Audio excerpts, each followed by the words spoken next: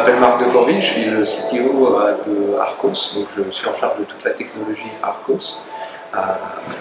Arcos, globalement, il y a 3 segments de produits, ce qu'on appelle Strategic Pillars Arcos. Bien sûr, on vient du monde des tablettes, donc on a toutes les tablettes Android. Depuis juillet 2013, maintenant, on fait des téléphones aussi.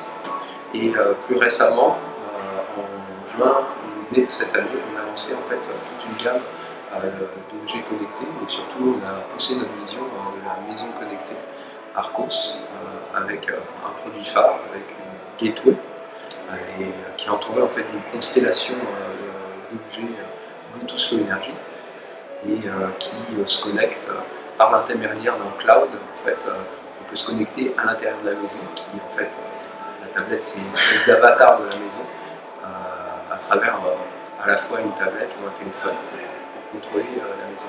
Sur les objets connectés, c'est un segment qui est en train de s'ouvrir. Nous, on l'a attaqué plutôt à travers Android, à travers une infrastructure centralisée autour d'une tablette, ce qu'on sait faire.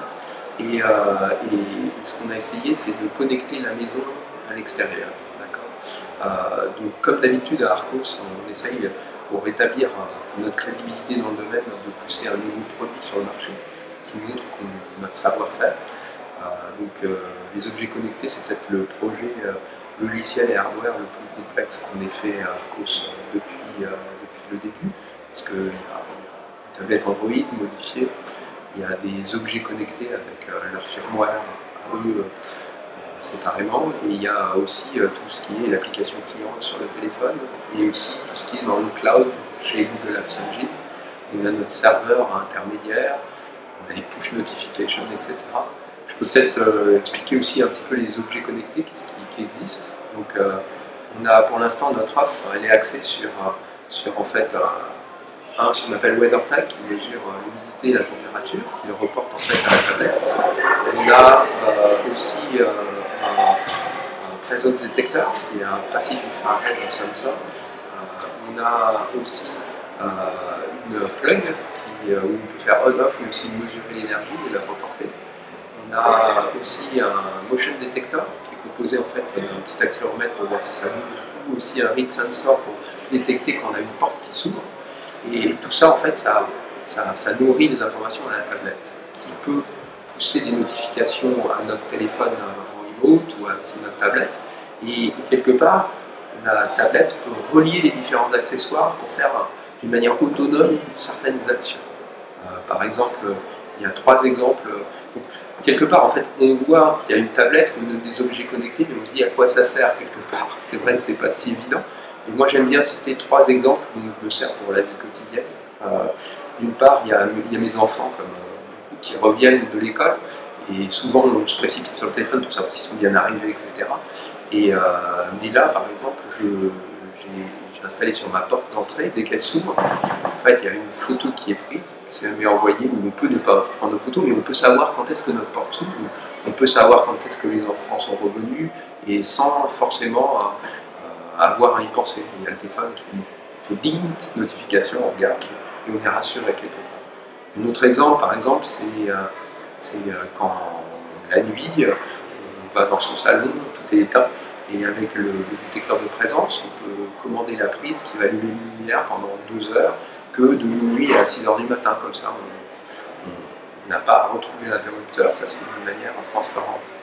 Un 3e exemple que j'utilise en fait des volets électriques en 433, donc ça c'est pas Arcos qui fait ça, mais on a quand même la compatibilité avec 433, et on peut dire par exemple au coucher du soleil, plus 1 heure ou quelque chose comme ça, fermer tous les volets de la maison, comme ça on n'a pas à se balader sur chacun des volets électriques pour appuyer sur le bouton. Donc c'est des petites choses, des ajouts dans la vie quotidienne qui aident, et c'est ça en gros ce qu'on essaye de délivrer à l'utilisateur en tant qu'Arcos. On essaye de le faire d'une manière simple aussi, par rapport à tout ce qui est interface utilisateur. On essaye toujours de le mettre accessible, parce que ce qu'on pense, c'est quand on a regardé tout le marché de la home automation ou la maison connectée jusqu'à présent, c'est quand même très ardu, c'est fait pour des geeks de programmation, et à travers Android, une tablette, etc., je pense qu'on a, en tout cas, on a passé beaucoup d'efforts en termes d'ergonomie pour le mettre être simple pour ce qu'on appelle Madame Michu, pour que tout le monde arrive, même moi, à l'utiliser sans trop avoir à comprendre toute la logique et l'infrastructure qu'il y a derrière. Voilà, donc ça c'était à peu près notre contribution dans le domaine. Une chose dont on est très conscient, c'est que pour l'instant on a un premier produit avec une gamme d'accessoires et que l'avenir est de garantir une certaine compatibilité universelle. Donc il faut transcender notre première sphère faite de compatibilité qui sont nos propres accessoires vers l'extérieur. Donc on a déjà contribué dans ce domaine au niveau du 433 MHz pour pouvoir être compatible avec d'autres objets, comme des prises qu'on peut acheter à Leroy Merlin. Il y a quelques marques connues comme Dio ou autres, même Somfy, on va essayer d'être compatible. Donc ça existe déjà au niveau de notre plateforme. On arrive à être compatible avec ces objets. Donc rajouter d'autres accessoires que ceux d'Arcos. On voit qu'il y a une myriade de normes et en fait un monde très fragmenté dans tout ce qui est la domotique qu'il va falloir unifier. Il y a des acteurs majeurs comme HomeKit et aussi Thread Group chez Google qui contribuent, qu'on voit, qu'on moniteur, avec qui on discute pour arriver à gagner en universalité. Donc ça c'est un enjeu majeur, je pense, déjà.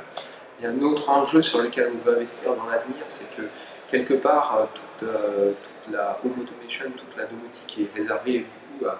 Il y a un aspect programmatique où on fait des règles, on a des triggers, des actions, et puis en termes de scheduling, on a essayé de le rendre simple chez Arcos, mais ce qui serait idéal, c'est que le système il apprenne lui-même les habitudes de l'utilisateur, qu'il y ait du self-learning, de l'auto-organisation quelque part à l'intérieur du système. Donc il y a pas mal d'idées qu'on peut avoir dans ce domaine-là, et donc proposer d'une manière proactive en fait, des règles aux utilisateurs au lieu qu'ils les programment, que ce soit par des bases de données de règles qui sont à la mode comme à la IFFT ou IFTTT, mais on peut faire mieux, je pense, là-dedans.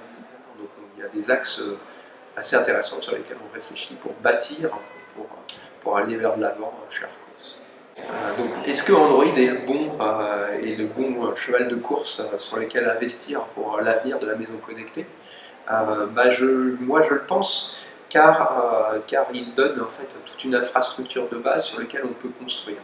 Quelque part, travailler sur l'infrastructure, c'est toujours je pense, une perte de temps par rapport ou un frein à l'innovation. Il faut toujours savoir déplacer où est-ce qu'il y a la valeur ajoutée par l'utilisateur.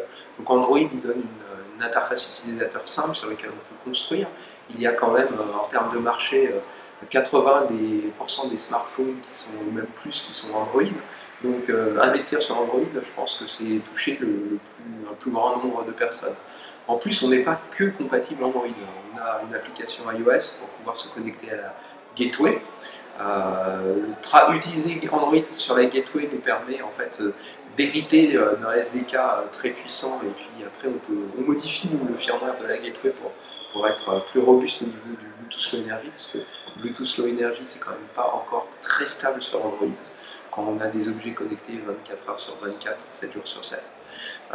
Et donc là on a modifié quand même vraiment beaucoup de choses, et du coup en solution logicielle on maîtrise le firmware de la tablette qui est mis à jour sur nos OTA serveurs, sur nos serveurs de mise à jour. On a deux composantes, deux applications qui est le Gateway Service qui est bas niveau sur notre tablette, et une application Achat Center, ce qu'on appelle Achat Center, qui est notre application UI, qui tourne à la fois sur les téléphones et sur la gateway. Tout ça, ça se met à jour par Google Play. Donc on utilise à fond Android, et dans chaque mise à jour sur Google Play, en fait, sur le service, on a tous les firmware des petits objets connectés qui peuvent se remettre à jour automatiquement. Et donc, ça garantit une évolution complète et une évolutivité de notre plateforme et de tout notre hardware qu'on met à disposition.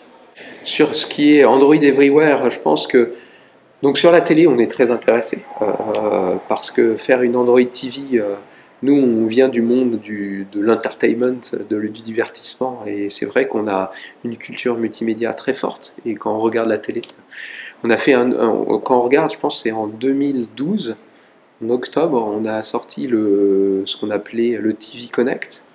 Donc c'était le premier Android sur la télé certifié. C'est pas une Android TV, c'était pas une Google TV. Donc il n'y en a pas eu d'autres qui ont été certifiés par Google. Donc c'était un peu avant l'heure, je dirais. Ça demandait beaucoup de discussions et de collaboration avec Google. Google a utilisé beaucoup de nos TV Connect pour développer leur Google Apps sur écran large, comme ils appellent. Et du coup, donc oui, on a beaucoup parlé avec eux. Et là, on est intéressé par relancer une Android TV. Donc ça, oui, c'est en discussion en interne et avec Google pour avoir le LPDK, pour avoir accès à Android L un petit peu en avance. Ça va sortir en novembre, certainement, je ne sais pas. Donc il faut attendre quand ça sort le mot officiel de Google.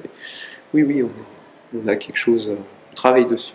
Dans nos cartons aussi, vous avez vu les annonces qu'on voulait faire des montres connectées.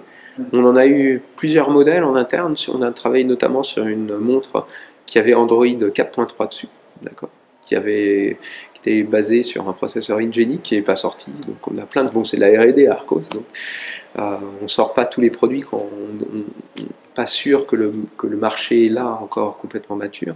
C'est vrai qu'il y a eu beaucoup de montres connectées disponibles pour l'instant. On regarde ça avec attention. On suit, on a quelques projets en cours, mais rien. On va certainement faire une montre connectée, mais rien sur lequel je peux communiquer directement là pour une sortie imminente. Alors moi j'aime bien, je suis déçu par l'autonomie. Donc pour l'instant, je trouve ça très shiny, j'aime bien avoir mes notifications. J'ai été séduit au départ par la Pebble, surtout sur son autonomie. Pour moi, il y a deux choses essentielles que je dirais ça c'est mon avis personnel sur les montres connectées. J'aime bien avoir une autonomie au moins de 7 jours, voire 9 jours, pour ne pas recharger son produit tout le temps. Ça, je pense que c'est essentiel. J'aime bien avoir, quand je regarde ma montre, l'heure.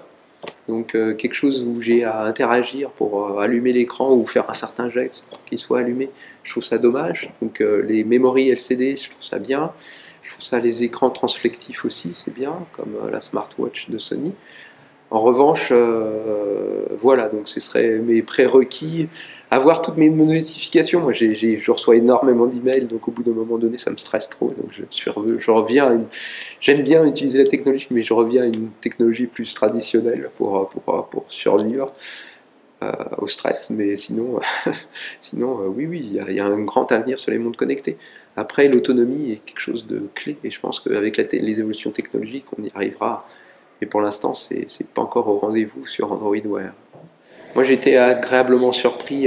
D'abord, j'ai été invité à l'événement, donc j'étais content de vous présenter notre dernier né, qui est notre maison connectée, notre vision et notre produit, en essayant. Donc, je trouve que la DroidCon, c'est un endroit où on va pouvoir rentrer un petit peu plus techniquement dans quelles sont les briques technologiques qui sont derrière le produit, comment on l'a fait marcher.